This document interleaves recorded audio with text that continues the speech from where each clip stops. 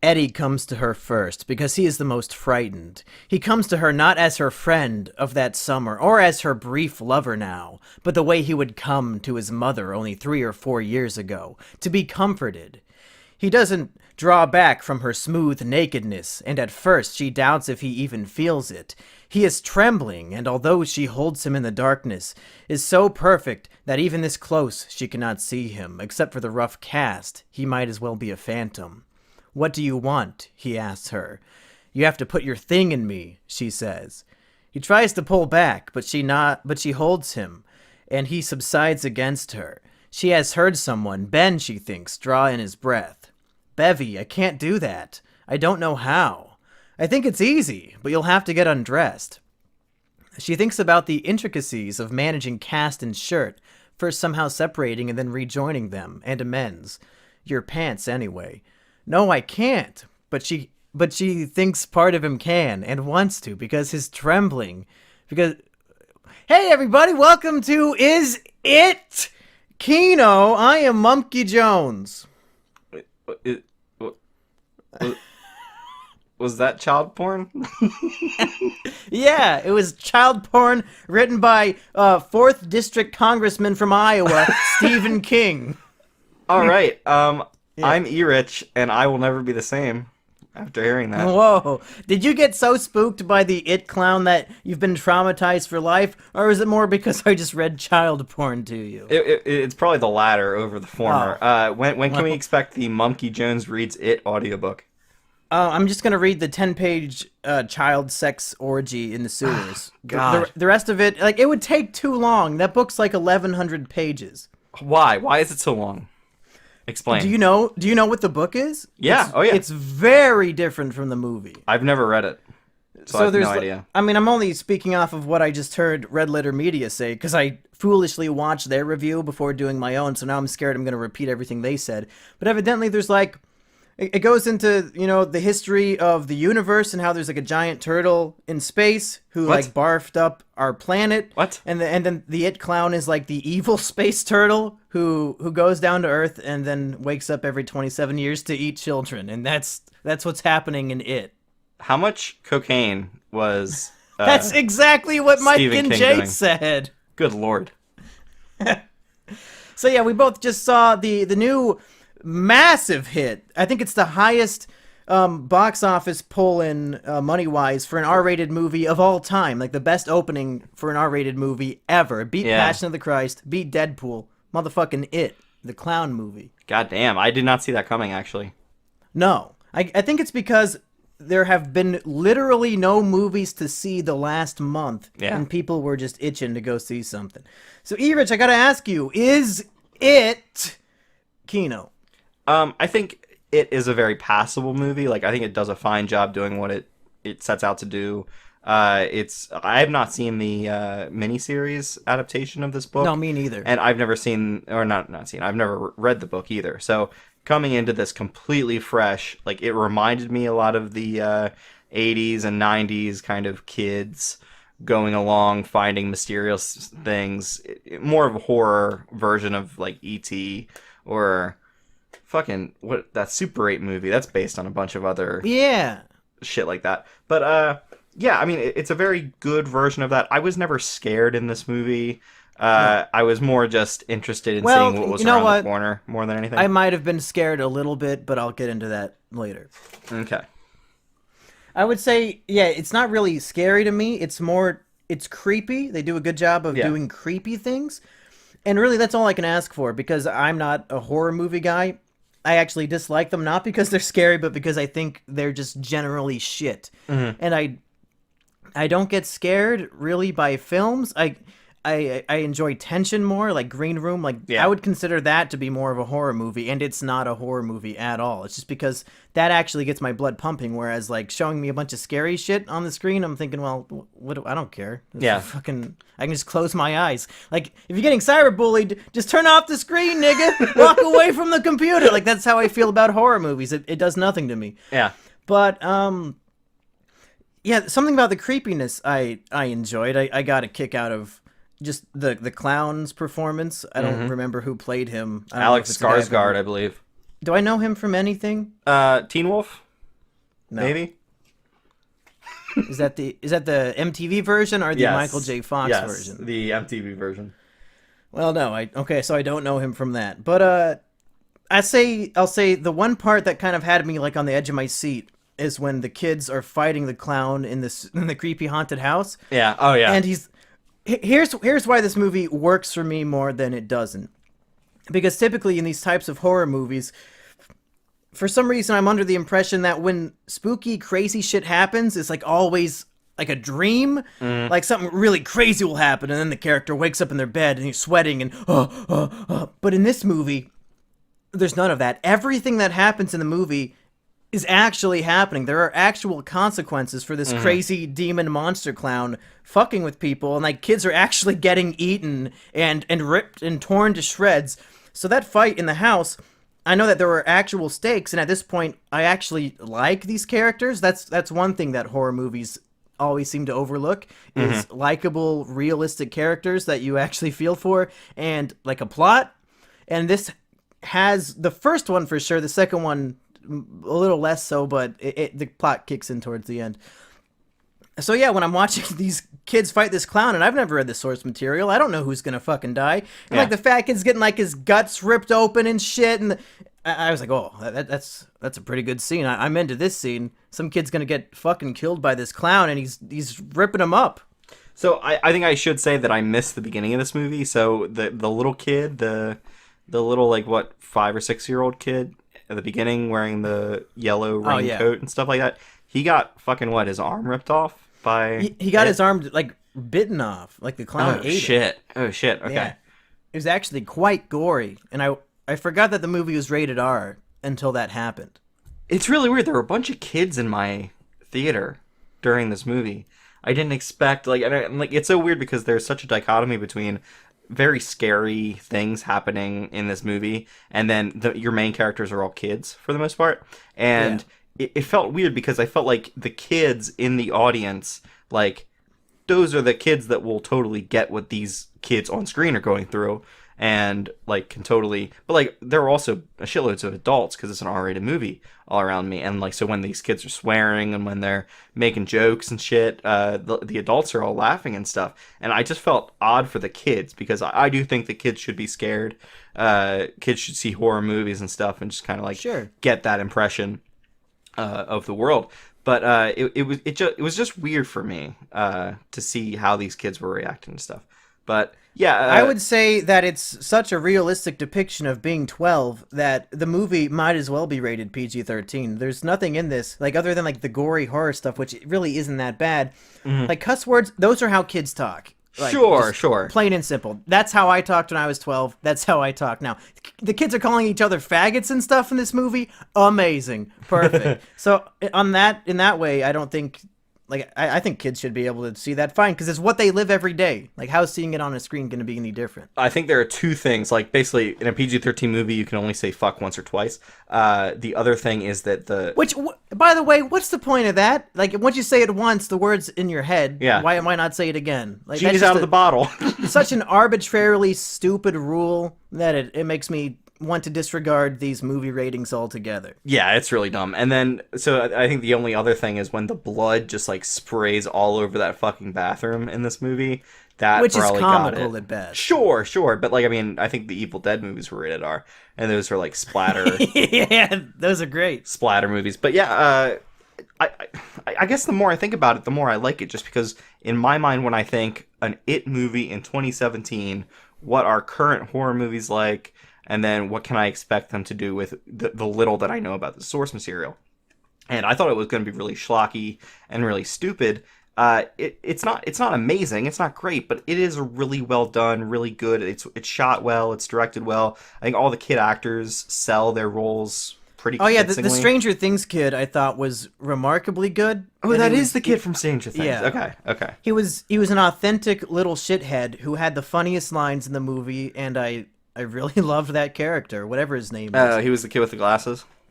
Yeah. Okay. He was like the big mouth, the smart aleck little piece of shit. Yeah. So, I think we should talk about the sex orgy sewer scene. Oh, sure. Speaking of which, I will say this movie, Never since Moonrise Kingdom, and I think, 2013, have I seen Yeah. a movie so openly sexualize a 12-year-old girl's body.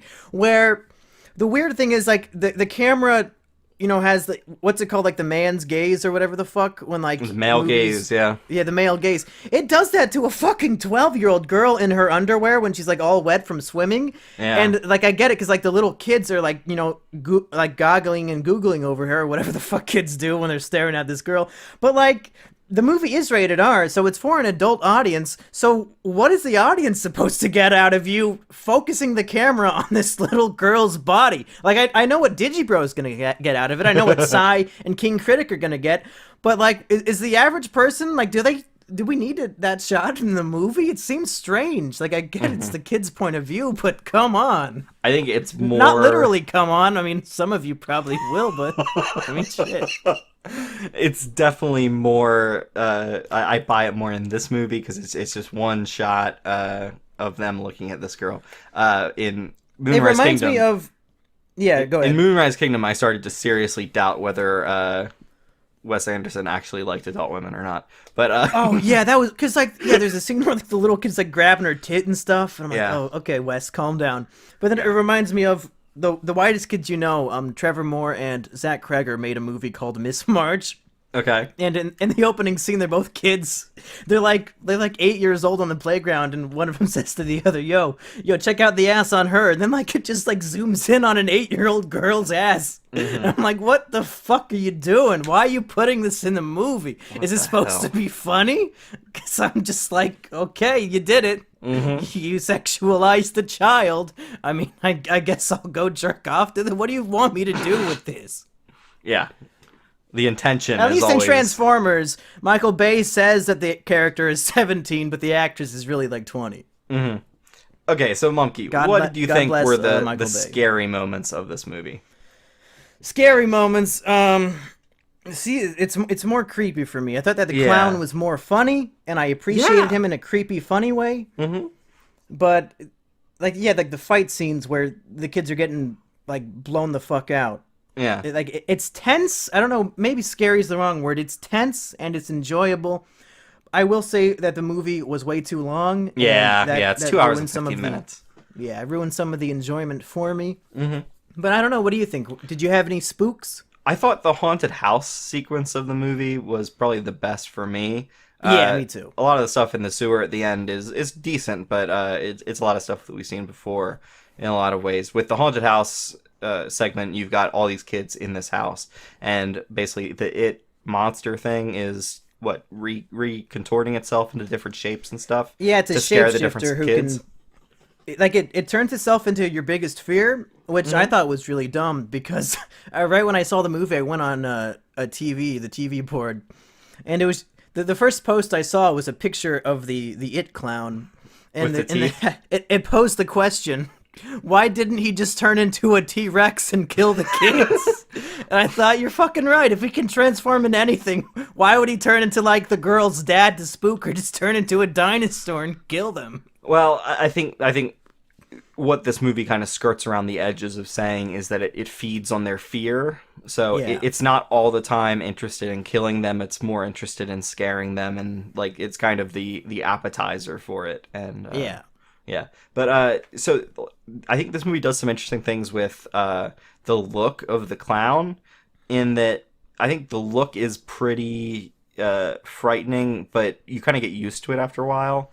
And he just kind of becomes it. I love the eyes of the clown, and at one point, They glow in the dark and are really spooky. it's a really, really intimidating look. But at one point, they look inside of it, and they're like three glowing orange lights. Yeah, it's like it's true nature, like what he really looks like on the inside when he opens up his mouth all the way, and there's like 18 rows of sharp teeth. What is it? Is it like an alien or something? Yeah, or... it's an alien. Oh shit. Okay. So they did. I think they did some interesting things with. So a lot of the times the It clown was kind of funny to me rather than straight up scary. They did these weird things with like motion stabilization. So his face is like completely still, but his body is moving and contorting and all these crazy like dance moves and stuff like that. And it's kind of funny to me. So I just thought that was an interesting way that they took that visual design for the creature. You missed it, but at the beginning when he's talking to the kid, he's like standing in the sewer, and the kid's trying to get his boat back. Like the clown is like he's like sort of half creepily, half normal clowny. Talking to the kid, like smiling. Oh, you want your boat? Ha ha ha. But then Okay. but then like when the kid starts talking back, it's like the creature, like forgot what it was doing, and then like all the smiles and like the cheerfulness went away, and it was like staring very angrily at the kid. And I thought that was really funny. That like sometimes it would just drop the act and become like a scary beast. Yeah. So I mean, it's maybe very... we're so jaded that like these images that we think were funny are actually scary to other people. But like I think it's shocking in a way that doesn't evoke fear. So I think that our body just naturally reacts to like, oh, that's kind of funny. Yeah. I think there's kind of a naturally schizophrenic kind of nature to the clown, and I think that works for the movie because you're never sure what you're going to get from the clown. I think the scene where he's contorted in a refrigerator and he comes out, that was great, and just Yeah, that was cool. this movie plays so well with its CGI elements mixed in with a lot of live action stuff at times, so that I think it just looks great. Like, this could have been a really shitty looking CGI terrible movie, but I think they mix stuff well in this. I think that the movie was really red-pilled because each of the kids is introduced to having like a major flaw. Like one of them is he's like a germaphobe. One of them he like talks too much. One of them has like a really bad home life, and then one of them's Jewish. They all have like their own major character flaws and problems that they have to overcome. Although he could be a hero character because he doesn't want to read the Torah, right? Yeah, you're right. He's appealing to authority. What a hero. So You had anything else you want to say about it? I have a question about this movie. So Sure. it posits that every 27 years it starts killing kids and stuff like that. Yeah. And that this all stems back from this like explosion that killed like hundreds of kids or something like that. And that they basically say that adults are killed at 6 times the regular murder rate of any city in the U.S. or something. Or maybe it's just town of the U.S. That would make more sense than city. But then they said that kids are even worse. My question is, why would anyone live here? Well, it's weird because I think there's some sort of like brainwashing going on in this town because everybody, all the adults are fucking crazy. Yeah, And yeah. for example, like when the sink explodes with blood, the dad can't see it. Like only the kids can see it. Yeah. And I'm not sure. I might be just talking out of my ass, but I think that this story is some sort of metaphor or allegory for bullying, because there's a lot of themes of bullying in the film. Yeah. And it's like, this terrible thing that only the kids can see, and the adults seem to like have a blind eye to it, even though it's so clearly right under their nose. So I don't know if that's what they were going for. Maybe Stephen King thought that, or maybe he was just on cocaine and I'm pulling things out of it that aren't there. Well, and the other thing is, I got the impression that the glasses kid couldn't see the blood or something. Is that right? I Because don't know. while they're walking outside of the house, he kind of makes it seem like, well, he says the thing about like maybe only virgins can see it, and then And he talks says, about how "Oh, he's had I'm not." sex before. Yeah. So like, but then I thought, well, wasn't he cleaning up the blood? I don't remember. But so I just thought that was interesting. The other thing, the one thing I really loved about this movie actually was that in the background you can hear the TV occasionally, and everything the TV is saying is, "Go into the sewers, kids. It's great. Go in there. It's no problem. Clowns are great." Yeah. And then they eventually get around to the really bad seed kid getting brainwashed by the It clown to kind of be its minion or whatever. Just hearing the TV in the background saying all that crazy stuff was great, I thought. Yeah, it's like creepy, but it's also really funny. Yeah. I do think that the extent to which the bullies treated the kids was unrealistic in a way that drew me out of the movie. But then when I think about the idea of like this evil, dark presence of the clown in the city making everybody kind of go demented, that might explain it. Because like in what fucking world, even in the 80s, which as we all know was like Detroit, but everywhere.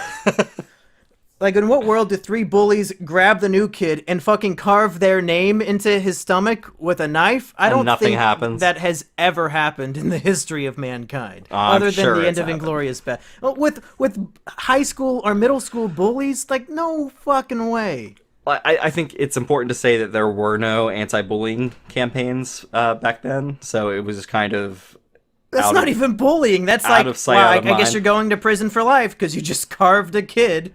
Sure, That's not even sure. bullying at that I think point. it depends on whether the kid actually went to his parents about it, and I'm not sure that they did. It's hard to hide a scar, especially when you give a signature of yourself onto the kid you Yeah. bullied. Good going.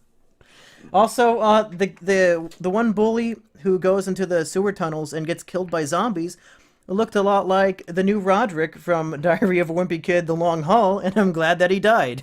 Oh, interesting. Yeah, fuck him. I've never seen those movies. Well, you're probably better off. I would say the kids were a lot of fun. The kid actors were really funny. Mm-hmm. Some they picked a good crop because I did not see one child performance that made me want to vom like I usually do. Like, did any kid stick out to you as being bad? I thought that the girl was really good, and Stranger Things kid was really good, and even the fat kid was like, he's like more than decent. Yeah, no, definitely. And I should say, like, this movie almost entirely depends on these kids for the movie. Like, that's it. That's them. And they carry it. Absolutely.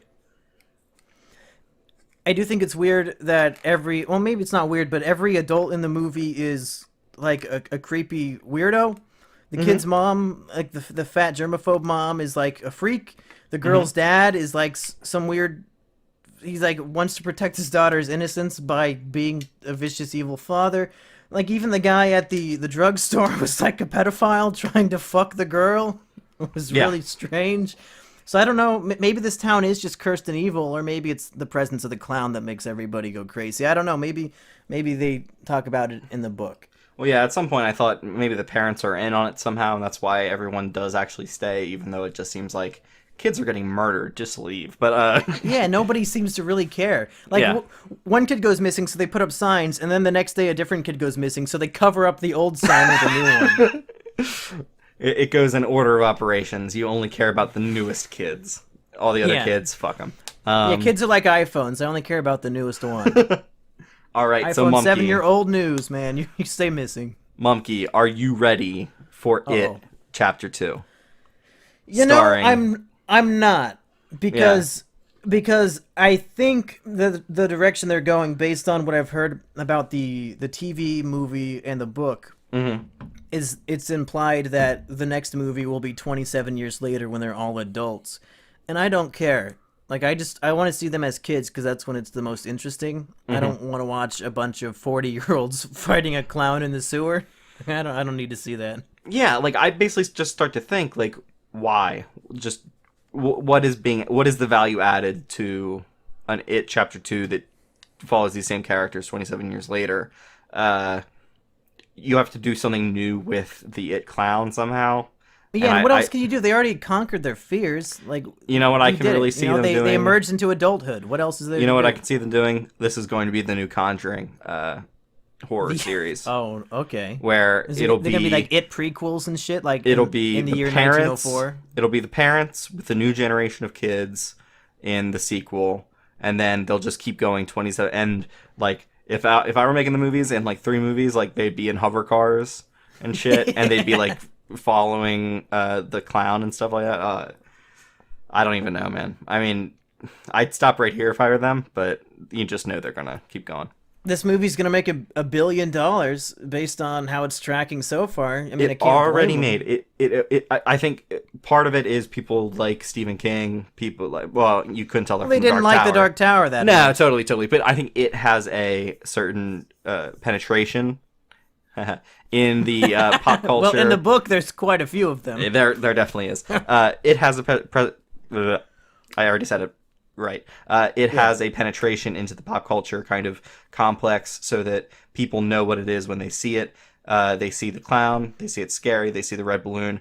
I've seen all kinds of kids just putting balloons fucking everywhere. It's in the zeitgeist. Which People isn't wanna see it. scary. It's fucking stupid. Yeah.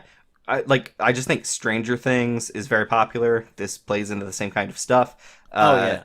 People like a horror movie, especially when it's decent. This is a very decent horror movie. And the other thing is, it's the end of summer, beginning of fall. That's when it's getting colder. People want to see something in a movie theater. I just think this is kind of the perfect storm of events for this It movie to take off. So definitely. Yep.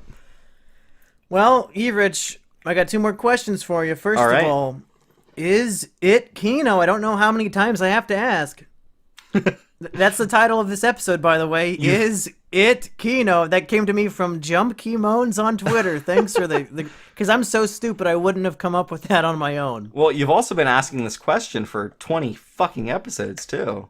Is it Kino? Is it Kino? Is it Kino? We were preparing for this movie for so long. Yeah, you guys just didn't know, but we've been planning this. Yeah. Yeah.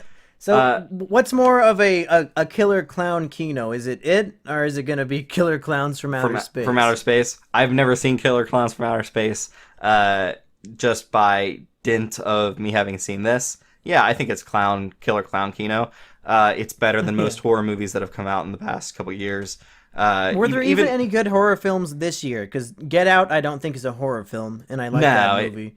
It's more of a social commentary movie. Yeah. Not really a horror film, I don't think. It's a thriller, yeah. I didn't see Annabelle, but I heard it was shit. I think I heard Creation was decent, but so just like the Conjuring movies to me are very well made. It's just that they're too jump scary. They're focused on loud noises always going off everywhere. And this movie doesn't do that. This movie... It does have some loud... Like, whenever something scary is happening, that was Mike and Jay's biggest concern, was that there's always, like, this loud banging noise. But, like, I didn't think that was bad. I thought it added to the scene. I guess in this movie, it doesn't bother me because it just seemed like something scary was happening. The noise happening. Isn't what you're scared of. The noise just adds to the already scary images. Yeah, the Conjuring movies just have random pianos going off. Yeah, like even when there's nothing on screen, they'll have like a boom. Yes, and this movie doesn't do that. I think it's well shot, well arranged. The actors do a great job, and I think as far as I know of the story, it's a decent telling of the story. There is no giant kid sex orgy. They do all hug at the end, though. And they do have a girl in her underwear, and they just like zoom it in on her torso. So there you go. So if that does it for you, recommend. Yeah. I do have one other question for you. I would also say this is probably Clown Kino. It is too long and kind of boring in places, kind of repetitive, but it's enjoyable, if not just for the scene in the middle when they fight the clown in the haunted house. I really enjoyed it. That was like the height of the movie for me. Mm-hmm. So I guess if you're interested, see it. And if a friend orders it on Redbox, don't tell them not to. Yeah. Rich, I got a big question for you. You're not going to like it. Hit me. For the next episode of Is It Kino, would you like to see the 21% on Rotten Tomatoes film 9/11 starring Mr. Charlie Sheen? You bet your sweet ass I would. Holy shit. Holy you want to go see that tomorrow on 9/11? Oh my gosh, I should do it. I could definitely do that, just because I am not working on Tuesday during the day. What is this movie? I've never seen a trailer for it. I've never seen any advertisement. I just found out. I went to Rotten Tomatoes today to see what it was at, and I saw a movie called 9/11 starring Charlie Sheen, and I said, hold on. Wait, so I can go to the theater and say, 1 ticket for 9/11, please? And they'll hand me my ticket. I'll go take my seat, and we get to watch something crash and burn, baby. Will you never be able to forget? I don't know. Maybe we won't want to forget this movie. Maybe it'll be 9/11 Kino. Find out next time. Yeah. Okay. So 9/11 Kino also includes World Trade Center. What else? The United 93 movie. Yeah. And that's it. And A Day to Remember starring Robert Pattinson. Oh, man. That's like a secret 9/11 movie, because the twist at the end is that it's 9/11, I swear to God. Monkey, it's gone lower. It's 20%. Oh, my God. All right, we'll see you next time with some 9/11 Kino. I've been Mumkey Jones. And I'm E-Rich.